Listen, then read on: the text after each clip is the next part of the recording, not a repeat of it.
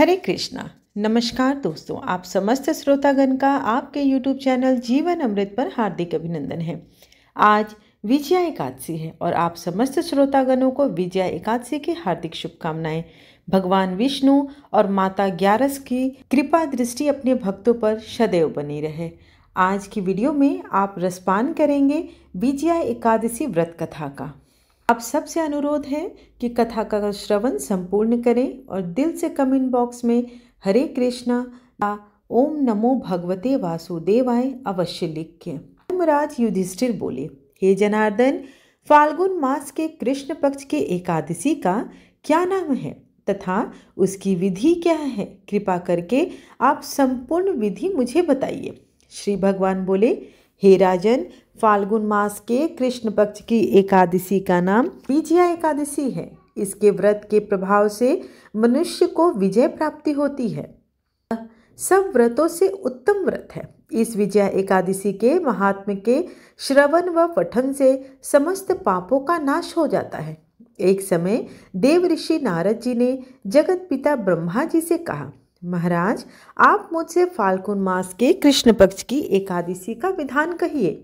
ब्रह्मा जी कहने लगे, हे नारद, विजया एकादशी का व्रत पुराने तथा नए पापों को नाश करने वाला होता है। इस विजया एकादशी की विधि मैंने आज तक कभी किसी से नहीं कही। यह समस्त मनुष्यों को विजय प्रदान करती है।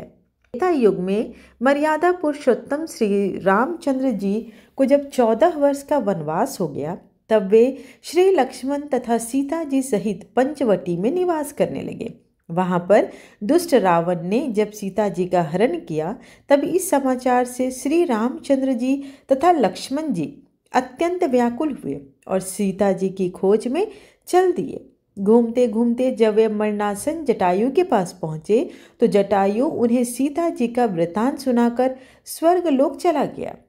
कुछ लोग जाकर उनकी सुग्रीव से मित्रता हुई और बाली का वध हुआ।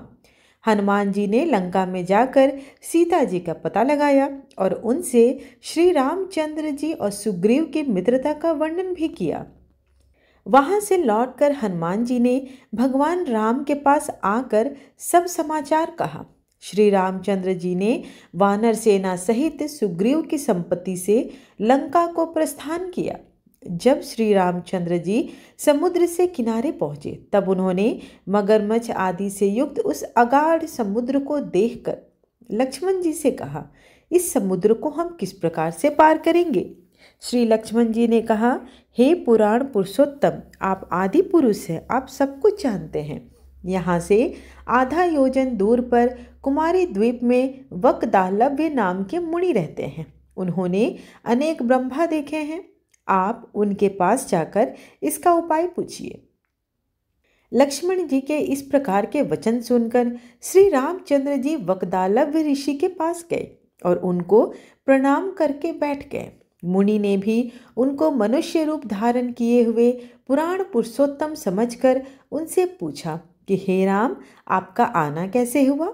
श्री रामचंद्र जी कहने लगे, हे ऋषि, मैं अपनी सेना सहित यहाँ आया हूँ और राक्षसों को जीतने के लिए लंका जा रहा हूँ। आप कृपा करके समुद्र पार करने का कोई उपाय बतलाइए। मैं इसी कारण आपके समक्ष आया हूँ। वकदालभ्य ऋषि बोले कि हे राम, फाल्गुन मास के कृष्ण पक्ष की एकादशी का उत्तम व्रत करने से निश्चय ही आपकी विजय होगी। साथ ही आप समुद्र भी अवश्य पार कर लेंगे। इस व्रत की विधि यह है कि दशमी के दिन स्वर्ण, चांदी, तांबा या मिट्टी का एक घड़ा बनाएं। उस घड़े को जल से भरकर तथा 5 पल्लव रख वेदिका का स्थापित करें। उस घड़े के नीचे सतनजा और ऊपर जौ रखें। उस पर श्री नारायण भगवान की स्वर्ण की मूर्ति स्थापित करें। एकादशी के दिन स्नान आदि से निवृत्त होकर धूप, दीप, नैवेद्य, नारियल आदि से भगवान की पूजन करें। तत्पश्चात घड़े के सामने बैठकर दिन व्यतीत करें और रात्रि को भी उसी प्रकार बैठे रहकर जागरण करें। द्वादशी के दिन नित्य नियम से निवृत्त होकर उस घड़े को ब्राह्मण को दान दे दें। हे राम, यदि तुम भी इस व्रत को सेनापतियों सहित करोगे तो तुम्हारी विजय अवश्य होगी। श्री रामचंद्र जी ने ऋषि के कथनानुसार इस उत्तम व्रत को किया और इसके प्रभाव से दैत्यों पर विजय पाई। अतः हे राजन, जो कोई मनुष्य विधि पूर्वक इस व्रत को करेगा, दोनों लोकों में उसकी अवश्य विजय होगी। श्री ब्रह्मा जी ने नारद जी से कहा था कि हे पुत्र, जो कोई इस व्रत के महात्म्य को पढ़ता था या सुनता है, उसको वाजपेयी यज्ञ का फल प्राप्त होता है।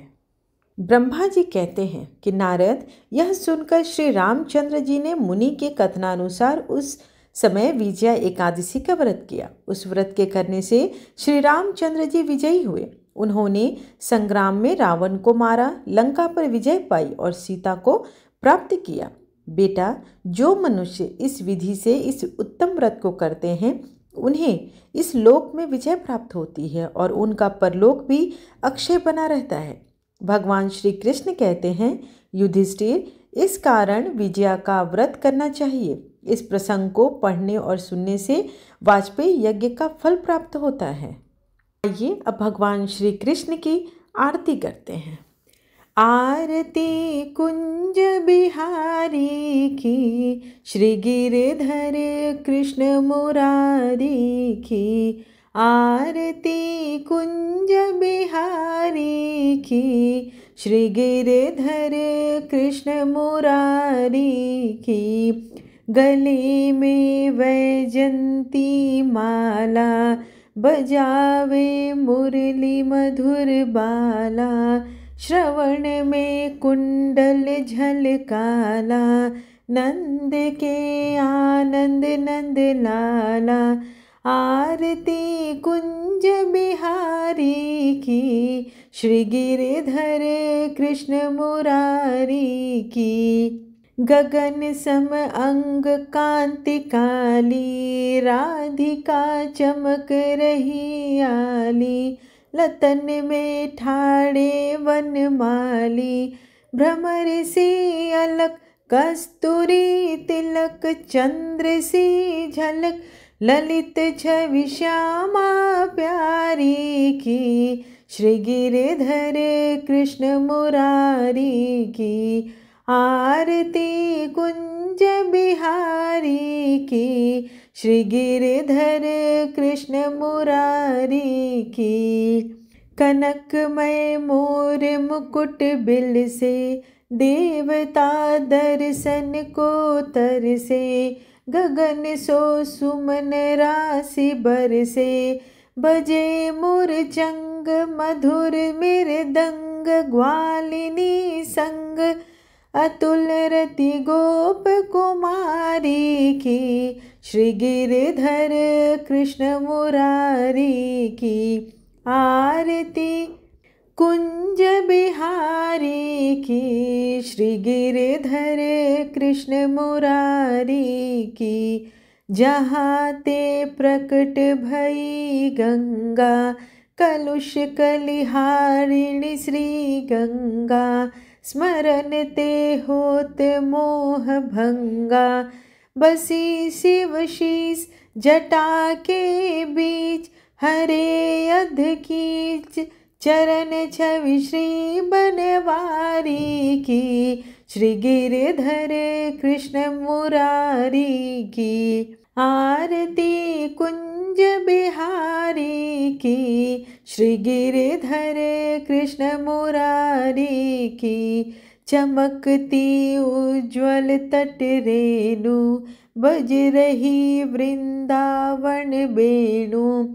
चहु दिस गोपी ग्वाल धेनु, हसत मृदु मंद चांदनी चंद। कटत भव फंद टेर सुनु दीन भिखारी की। श्री गिरधर कृष्ण मुरारी की। आरती कुंज बिहारी की, श्री गिरधर कृष्ण मुरारी की। आरती कुंज बिहारी की, श्री गिरधर कृष्ण मुरारी की। त्वमेव माता च पिता त्वमेव त्वमेव बन्धु च सखा त्वमेव त्वमेव विद्या द्रविणं त्वमेव त्वमेव सर्वं मम देव देव त्वमेव सर्वं मम देव देव त्वमेव सर्वं मम देव देव। आशा करती हूँ कि आज की कथा और आरती आपको अच्छी लगी हो। वीडियो अगर आपको पसंद आए तो लाइक करना, शेयर करना और सब्सक्राइब करना बिल्कुल ना भूलें। धन्यवाद।